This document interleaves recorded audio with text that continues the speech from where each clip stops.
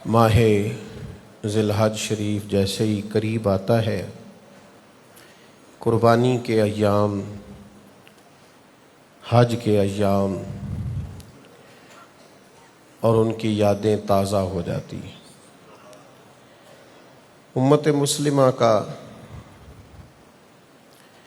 الحمدللہ ایک خاص ولولہ اور ایک خاص ذوق ہوتا ہے اسلامی شعائر کے لیے، اور لوگ بڑی توجہ سے اور بڑی جد و جہد سے، بڑی کوشش اور کاوش سے اسلامی عبادات بجا لاتے ہیں۔ ظاہر ہے کہ ہم سب انسان ہیں، انسانوں میں کمزوریاں ہوتی ہیں، بہت ساری جگہوں پہ بہت سارے معاملات میں سستی بھی ہو جاتی ہے، اور بعض اوقات ایسا ہوتا ہے کہ باوجود کوشش کے اور باوجود چاہت کے بعض عبادات کی وہ روحانیت جو خاص ہونی چاہیے، جس کے اندر انسان کے جذبات زیادہ سے زیادہ باوضو ہونے چاہیے، ان میں کہیں کمزوری رہ جاتی ہے۔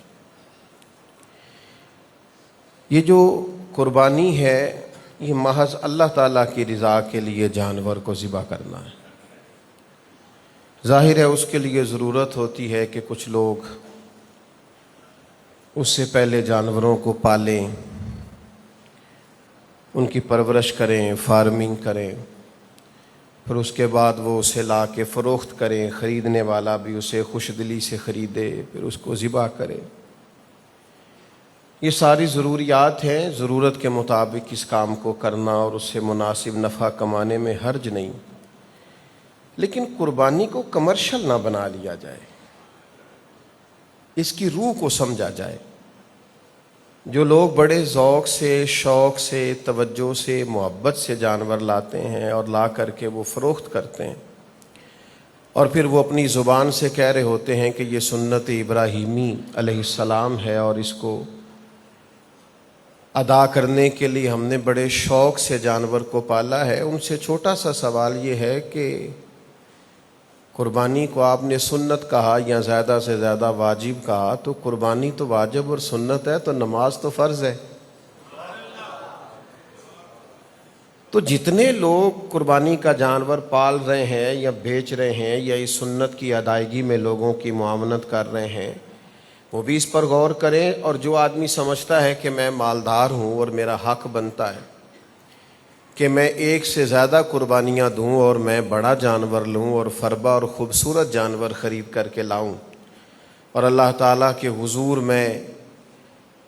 پیش کروں، تو اس سے بھی سوال یہ ہے کہ آپ جس ذوق، جس شوق، جس محبت سے یہ کام کر رہے ہیں، یہ قابل ستائش بھی ہے، قابل تعریف بھی ہے اور بڑا عمدہ ہے، پر یہ بھی تو سوچئے کہ آپ پکے نمازی بھی ہیں کہ نہیں۔ اس لیے کہ قرآن مجید نے جہاں ذکر کیا ہے نا قربانی کا، وہاں پہلے نماز کا ذکر کیا ہے، فَصَلِّ لِرَبِّكَ وَانْحَرْ، اپنے رب کے لیے نماز پڑھیں اور قربانی کریں۔ تو کیا آپ شریعت کی ترجیحات کو بھی سمجھ رہے ہیں؟ یہاں کہ صرف آپ کا خیال یہ ہے کہ چونکہ میں مالدار ہوں تو اب میں نے کوئی چند موٹے تازے جانور ذبح نہ کیے تو لوگ کیا کہیں گے؟ تو اس سے جب تک ہم نہیں نکلتے کہ ہمیں سوسائٹی میں اپنا قد اونچا کرنا ہے اور ہمیں معاشرے میں اپنے وجود کو ثابت کرنا ہے اور ہمیں اپنی بقا کی جنگ لڑنی ہے، تو وہ جو خاص اللہ تعالیٰ کی رضا ہے وہ نہیں ہم حاصل کر پائیں گے۔ پھر اسی طرح کا معاملہ حج بیت اللہ کا ہے۔ اپنے گناہوں کی معافی کے لیے انسان حج کی حاضری کے لیے جاتا ہے، اور نبی کریم علیہ السلام نے ایک نئی زندگی کی خوشخبری دی ہے۔ حضور فرماتے ہیں جو حج کر آیا وہ اس طرح ہے جیسے آج ہی ماں کے پیٹ سے پیدا ہوا، اس کے ذمے کوئی گناہ باقی نہیں رہا۔ تو اب آپ ایک بات کو سمجھیے گا کہ یہ بندہ جا رہا تھا اللہ کے حضور گناہوں کی معافی کے لیے۔ پھر سمجھیں آپ ایک بات کو، آپ ایک جگہ جاتے ہیں کہ میں معافی مانگنے جا رہا ہوں، فلاں آدمی کے ساتھ میں صلح کرنے جا رہا ہوں، مثال دے رہا ہوں، مجھے احساس ہے اس بات کا کہ اس کی کوئی غلطی نہیں، ساری غلطیاں میری ہیں، عام انسانوں میں بات۔ اور میں آج مجھے احساس ہو گیا ہے کہ میرا بڑا بھائی یا میرا والد یا میرا چچا یا میرا کوئی بزرگ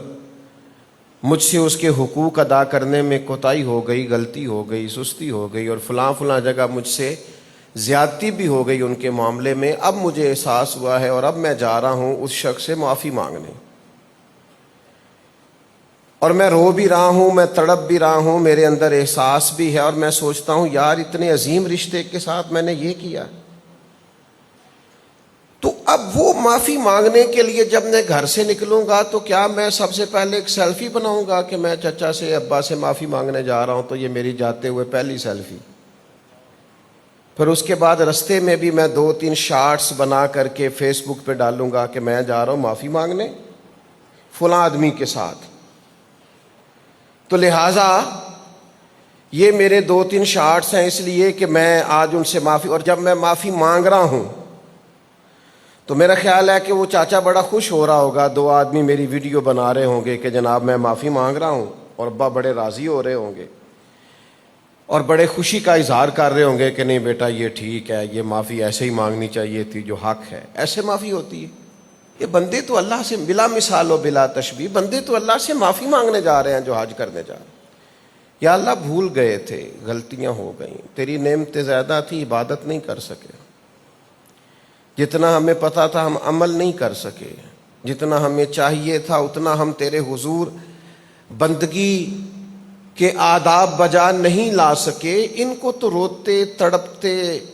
ڈرتے سہمتے اللہ کے حضور معافی کا تصور پیش کرتے، اس کی رحمت کی امید رکھتے آگے بڑھنا چاہیے، لیکن یہاں حال یہ ہے کہ جناب وہ کیا سیلفی ہے اور کیا ویڈیو ہے اور کیا آنا ہے اور کیا جانا ہے اور کیا دیگیں پک رہی ہیں اور کیا جناب اعلانات ہو رہے ہیں اور کیا جناب ذوق ہو رہا ہے، اور یہ نکل گئے اور یہ جہاز پہ بیٹھ گئے اور یہ سفر شروع ہو گیا اور یہ اس سے اتر آئے۔ چلیں کسی حد تک آپ کر لیں یہ کام، لیکن یہ انداز اس شخص کا نہیں ہے جو معافی مانگنے جا رہا، اس کا انداز کچھ اور ہوتا ہے۔ یعنی امام حسن اور امام حسین رضی اللہ تعالیٰ عنہما دونوں بھائیوں نے 25 حج کیے ہیں مدینہ منورہ سے پیدل مکہ مکرمہ جا کے۔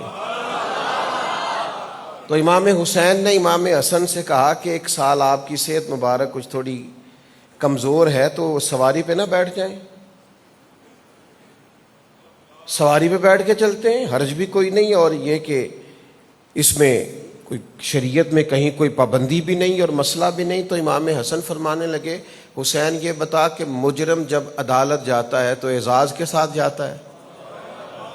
شان و شوکت کے ساتھ جاتا ہے، جب وہ معافی مانگنے جاتا ہے تو اس کا انداز کیا ہوتا ہے؟ تو فرمایا میں تو عاجزی کے ساتھ جا رہا ہوں۔ آپ دیکھیے نا حاجیوں کی کیفیت اللہ کو کون سی پسند ہے۔ اسلام اجلے لباس کا قائل ہے، دھلے لباس کا قائل ہے، خوشبوؤں کا قائل، لیکن 8 ذی الحج کو حاجی نے احرام باندھا ہے، اور جو حج کران والے ہیں انہوں نے شاید کچھ دن پہلے سے بھی باندھ لیا۔ اب وہ 8 بھی ایک میدان میں رات گزری ہے اور 9 کے دن وہ چلے گئے ہیں عرفات میں، اور 9-10 کی درمیانی رات بھی مزدلفہ میں گزر گئی ہے، اور وہاں کی ریت بھی سر میں پڑی ہے اور کپڑوں پہ پڑی ہے، اور یہ روٹین بھی نہیں ہے لوگوں کی اس طرح 2 چادریں باندھ کے رکھنے کی، لیکن یہ انداز وہ ہے جو رب کو پیارا بڑا ہے۔ مالدار ہے، کروڑ پتی ہے، ارب پتی ہے، اس کے پاس سینکڑوں سوٹ ہیں، پہننے کے لیے باری نہیں آتی آج کون سا جوڑا پہنوں، لیکن اتار کے ایک لباس پہن لیا ہے۔ حضور فرماتے ہیں، رب فرشتوں سے فرماتا ہے یہ جو میرے بندے آئے ہیں یہ کدھر آئے ہیں؟ گویا انہوں نے تو کہا تھا نا خون ریزیاں کریں گے، اللہ فرماتے ہیں یہ کدھر آئے ہیں؟ تو فرشتے کہتے ہیں یا اللہ یہ نہ تجھے راضی کرنے آئے ہیں،